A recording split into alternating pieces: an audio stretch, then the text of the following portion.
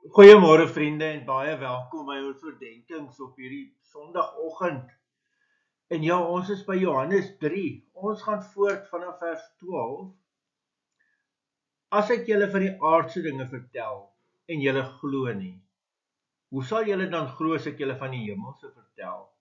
En niemand het na die hemel opgevaar nie, behalwe hy wat uit die hemel neergedaal het. Dit is die Seun van die mens.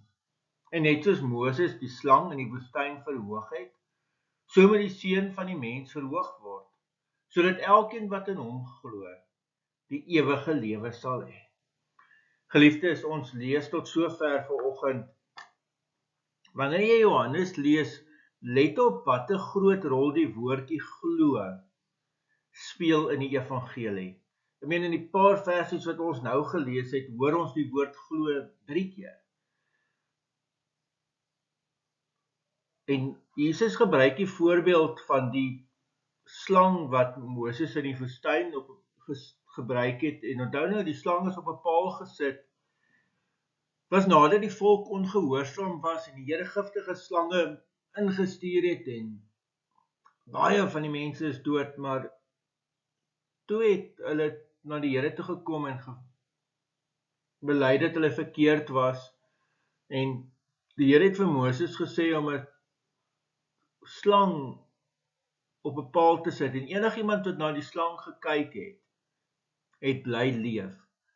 En nou kom pas Jesus dit op hom toe en hy sê, soos wat die slang in die woestyn verhoog, of Moses die slang in die woestyn verhoog het, so moet die Seun van die mens verhoog word. En daarna verwys Jesus eintlik na sy kruisiging.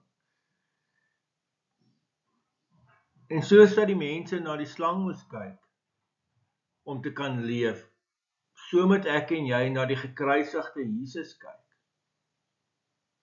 En ons moet in hom glo. En wanneer ons dit doen, dan sal ek en jy die ewige lewe hê. Amen. Here almagtige God, baie dankie ook vir hierdie teks.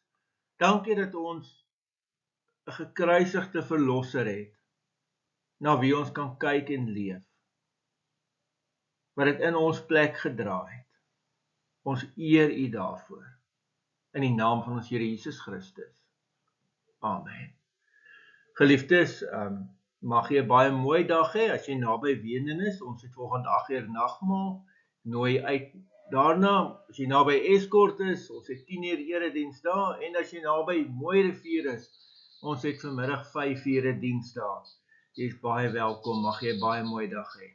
Totsiens.